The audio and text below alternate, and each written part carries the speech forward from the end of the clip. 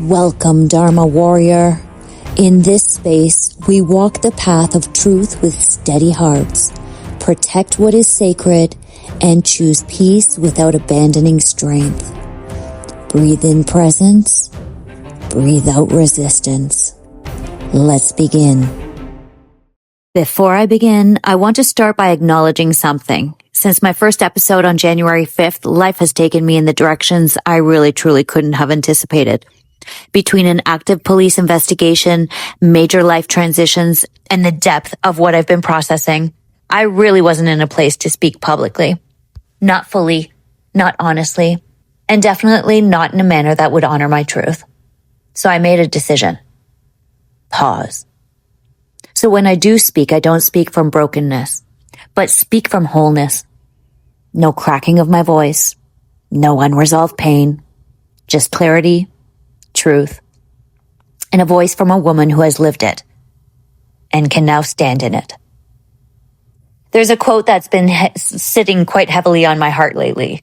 Be careful who you let on your ship, because some people will destroy the whole ship just because they can't be the captain. And I used to think that that was about other people. But now I understand. This is about discernment, without filtering myself to protect others at my own expense. Because when all you have is God, you start to see clearly. You see the rats, you see the snakes, you see the swine, not with anger, not with hate, but with clarity.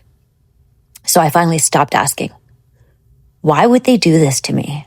And I started understanding, they were never meant to sail with me. And I need to say this out loud. I am not failing. I am not behind. I am in transition. Let me surmise the last 5 years of living hell that I've been living, so you understand the pauses, the silence, and the timing. Because my growth and confidence now allows me to not move based on pressure anymore. Doesn't mean I don't feel the pressure. I just choose to navigate the ship versus having others run the show for me. I move when God says to move. And I choose to listen. In a nutshell, I have moved homes. I carried grief.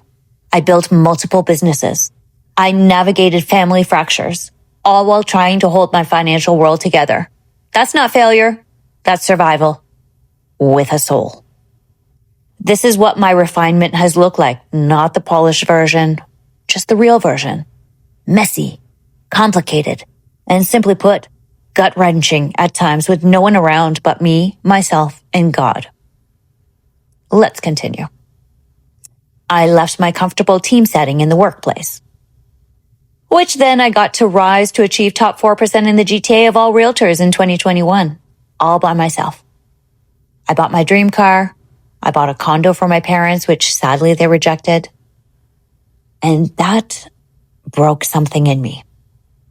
I fell into a Great Depression. Our relationship ended. And in the middle of that, I created a new venture. I trademarked it. I built something from pain. And then I lost Gary. I was the last one with him. And something within me changed forever. Christmas alone for the second year in a row. I then had to walk away from RE/MAX specialists a month later after building my entire career there. My parents still didn't reach out. The silence at that time killed me, but I learned to deal with it. In fact, they taught me to. So I created a nonprofit in Gary's honor. I can't wait to officially launch this project in his honor. I simply don't have the bandwidth, but it will be a reality one day. I got my ever so lovable rescue puppy, Einstein, my little piece of unconditional love. I let go of my dream car. I actually moved into that investment condo for a fresh start and more security for my safety. And then I prepped my townhouse for sale. My listing failed. And coincidentally, I had to leave RE/MAX Hallmark after 9 months trying to rebuild. For details we won't disclose at this present time. And a version of me died. And with it, my whole dream of Miss RE/MAX died too. I sold almost everything I owned to just stay afloat. I had to say goodbye to my custom and prized motorcycle. Loss after loss I endured. But each one deepened my faith and strengthened my self-love. And this is only scratching the surface. I grieved. I suffered. I saved my home from power of sale. I listed again. I fought again. And when the system failed me, I escalated. I didn't collapse. I transformed. Because when God is all you have, you learn to listen, to follow, to learn. I learned how to sit with fear without losing it, without letting it run me. I learned how to take responsibility without destroying myself. I learned how to let go without losing who I am. I learned how to ask for help. I learned how to trust myself again. And I learned how to rebuild. But this time from the inside out. Most people never do that work. I was forced into it. And then I chose to lean in. So now I don't beg people to stay in my ship. I don't convince. I don't chase. I discern. I release and I surrender it all to my Father, our Father, because I know now not everyone is meant to sail with me. Some came to test me, some came to break me, and some came to reveal me to myself. And I've learned that the right ones, they don't fight for control. They row with me. They honor my journey. They respect and appreciate that I am the captain of my life.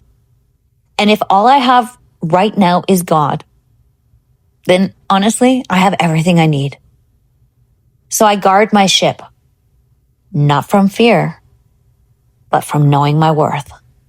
Until we meet again, walk with courage, lead with compassion, and protect your peace.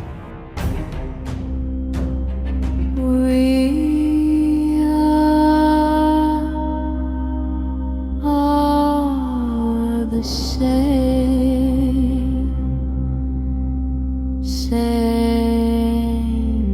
but different.